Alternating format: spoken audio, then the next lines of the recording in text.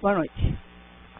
Para quem não me conhece, meu nome é Elisete, sempre em cima de um capítulo do Evangelho, de um tema que nos é proposto para que a gente provoque aquelas reflexões que eu falei. Capítulo 6 do Evangelho segundo o Espiritismo, que é o Cristo Consolador.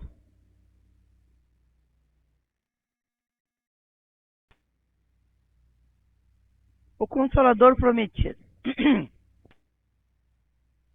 Se me amam, disse Jesus, sigam os meus mandamentos, e eu rogarei a meu Pai para que envie outro Consolador, para que fique eternamente com vocês.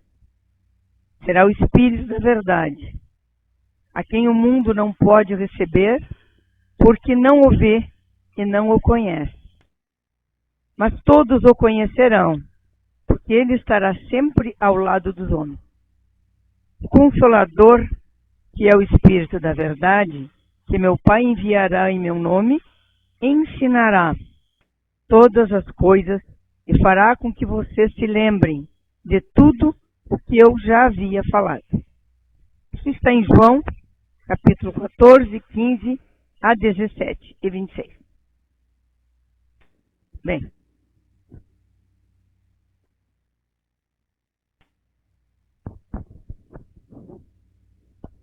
quando Jesus falou que o Pai enviará um Consolador prometido,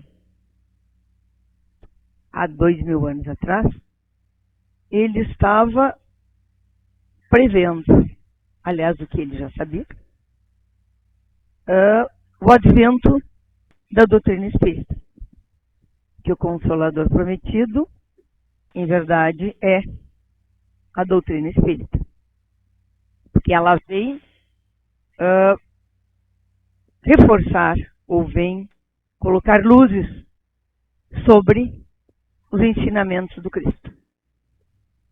Ela vem, por isso que se diz que o Espiritismo é o cristianismo redivivo, na sua base, mais importante, na sua base moral.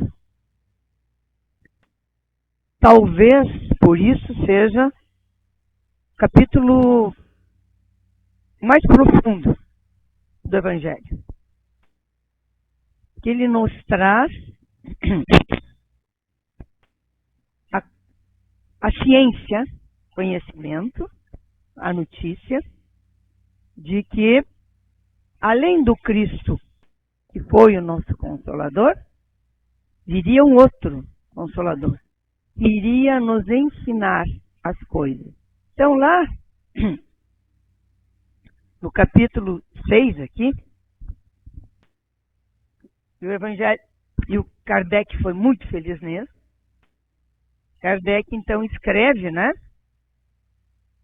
que naquela época Jesus não havia falado sobre isso, mais claramente, porque nós não estávamos preparados ainda, e nem maduros espiritualmente, para compreender o que ele estava nos dizendo sobre o Consolador. E lá no final do item 4, quando o Kardec escreve e explica, né, esse capítulo, ele diz assim: assim, o Espiritismo vem realizar o que Jesus disse sobre o Consolador prometido. Ele trará o conhecimento das coisas que fazem com que o homem saiba de onde vem, para onde vai e por que está na terra. Fará com que o homem lembre-se dos verdadeiros princípios da lei de Deus e trará a consolação pela fé e pela esperança. Bem, dito isso, a gente vai ver que já existia, né, a afirmativa de que o Consolador prometido, então, era o Espiritismo que vinha nos esclarecer, ia nos trazer o conhecimento e falar sobre as leis de Deus. Mas aí tem mais. No capítulo 1, no item 7, o codificador afirmou: portanto, o Espiritismo é a obra do Cristo, Ele mesmo. O Cristo o preside. Assim como preside, igualmente anunciou a regeneração que opera e a regeneração que prepara o reino de Deus na Terra. Bem, há várias citações no sentido de que, efetivamente, o Espiritismo, então, essa doutrina, é o Consolador prometido. Mas aí a gente se questiona, né? Por que ele é o Consolador prometido? Qual é a razão que ele nos consola?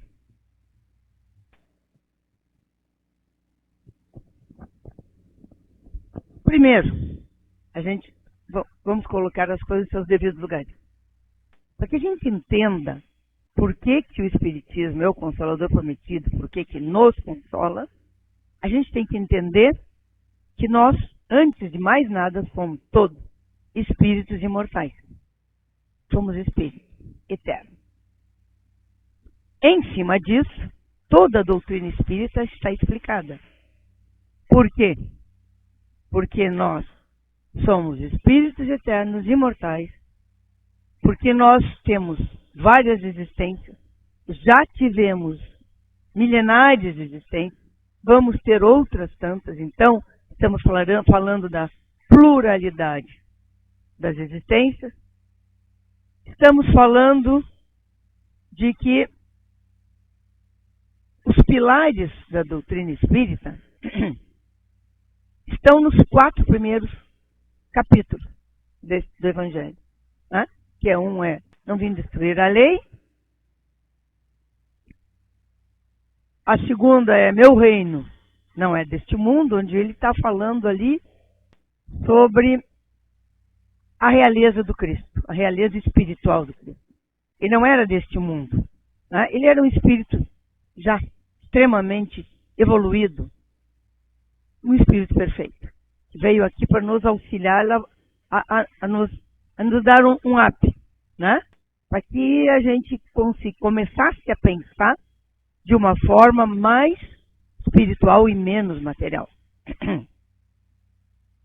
Então, quando se está falando sobre o ponto de vista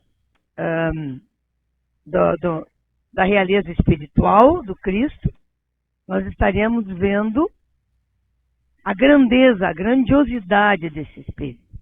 Se nós vêssemos do ponto de vista terreno, material, nós olharíamos esse Jesus como um ser comum, um filósofo que esteve aqui na Terra. E não esse Espírito perfeito que aqui esteve, nos acompanhando. Aí lá no capítulo 13, ele vem nos falar que há muitas moradas na casa do meu Pai. Aí ele abre a nossa mente. Não é? Ele abre a nossa mente para que a gente veja que existem inúmeros mundos além do nosso. Que nós não somos o centro do universo. Que nós não somos o umbigo do mundo. Que existem centenas, milhares, bilhões de outros planetas, de outros mundos, com outros seres que vivem nesses outros mundos. Nós não estamos longe de saber disso, né? Naquela época, quando Jesus falou isso, nós não tínhamos noção, nem 10% da noção, do que nós temos hoje de conhecimento da ciência. Então, hoje nós sabemos que somos trilhões de planetas. E aí, nesse capítulo ali, Kardec, então, nos traz a notícia de que existem seres que vivem em outros mundos, que são diferentes de nós, mas que têm vários níveis evolutivos, mas que têm o mesmo planejamento evolutivo que nós temos. todos estamos num processo evolutivo. Então, em determinados mundos de provas e expiações, como o nosso, até os mundos celestes, tem inúmeros espíritos, inúmeros seres que virem. Isso já nos dá uma dimensão diferente de Deus, né? Por quê? Ele passa de ser um Deus que nem um Deus assim de um planetinha, que nem o nosso, né? De um Deus reduzido, de um Deus pequeno, de um Deus de uma religião, de Deus que fala uma língua, para um Deus universal, para um Deus do universo, o Criador de tudo. Tal como diz ali, na primeira pergunta do Livro dos Espíritos, né? O que é Deus, né? Que é Deus? A resposta é causa primeira primária de todas as coisas. Inteligência suprema. Criador de tudo. Então a gente começa a enxergar, e isso abre a nossa mente, uma outra perspectiva. Não estamos reduzidos, e nem Deus é reduzido. Ele é um ser superior, ser supremo, inteligência suprema, criador de tudo. Bem, vamos para o quarto capítulo, né? O quarto capítulo vem nos falar exatamente daquilo que mais a gente conversa aqui, né? Que é da pluralidade das existências. Quer dizer, não pode ver o reino, ninguém pode ver o reino de Deus se não nascer de novo. Estava falando em reencarnação. Então, somos seres espirituais, somos seres espíritos imortais, temos várias e diversas vidas, estamos aqui porque estamos num processo de evolução, numa jornada evolutiva, aprendendo a ser melhores a cada dia. Quando a doutrina espírita vem nos trazer esta afirmação, não foi a primeira, porque outros povos mais antigos já acreditavam em reencarnação. Aliás, a própria Igreja Católica, até o ano 300 e pouco, 500 e pouco, agora esqueci, não estou lembrada, era reencarnacionista, até o Papa decidir que não ia ter mais reencarnação. Fizeram um concílio e decidiram isso. Os hindus são reencarnacionistas, né? Tanto que eles não comem carne porque eles acham que a gente pode reencarnar numa vaca, não é assim? Que um parente da gente pode ser um boi, uma ovelha, tal. Então eles não comem, mas eles acreditam em reencarnação, né? Os budistas acreditam em reencarnação, tanto que o Buda, um menino de 3 anos, é colocado nos vários brinquedos, e se dentro desses brinquedos está os brinquedos que eram do Buda anterior, de um Buda. E aí, se ele escolher 3 daqueles brinquedos para ele, que foram do outro Buda, ele é sinal que ele é a reencarnação daquele Buda. Bem, gente, cada filosofia, cada doutrina tem uma forma de expressão. E tem uma fé, né? Mas vejam que não é a doutrina espírita que inventou a reencarnação. Ela só veio trazer a afirmação novamente em cima daquelas palavras do Cristo. Ninguém poderá ver o reino de Deus se não nascer de novo. Então nós estamos nesse processo que é um processo de confiança, né? E de esperança. Porque à medida que a gente tem conhecimento e sabe que nós não morremos, e que ao contrário nós estamos aqui num processo de conhecimento, né?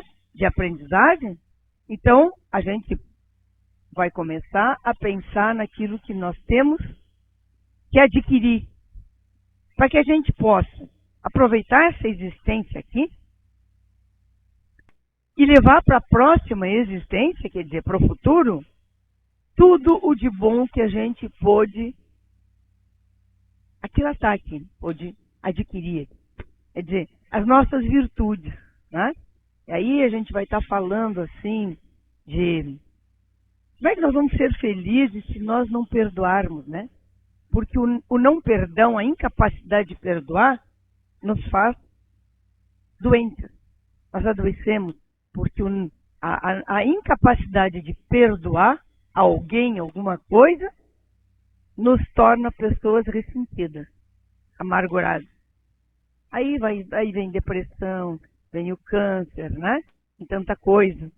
E assim por diante, né? À medida que nós somos intolerantes com os demais que nos rodeiam, a gente cria animosidades, cria conflitos, porque a gente não consegue entender que o outro é tão frágil, tão conflituado como nós somos.